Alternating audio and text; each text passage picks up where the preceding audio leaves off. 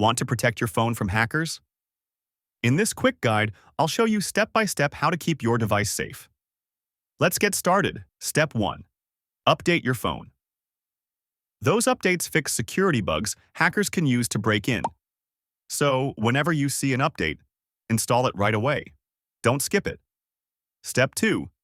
Use a strong lock. Forget 1234 or 0000. Make it hard to guess. Use a mix of numbers, letters, or enable Face ID or fingerprint unlock for extra protection. Step 3. Don't click suspicious links. If you get a random text or email with a suspicious link, delete it immediately. One wrong click can let hackers into your phone. Step 4. Avoid public Wi-Fi. Public Wi-Fi might look free, but it's not safe. Hackers can spy on open networks. So use mobile data or a trusted VPN instead. Step 5. Download from trusted stores. Only use Google Play or App Store. Never third-party sites. Step 6.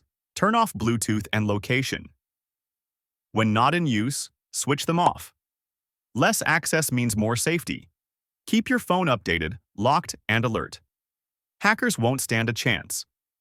If you found this helpful, like, share, and follow for more quick tech hacks. Thanks for watching.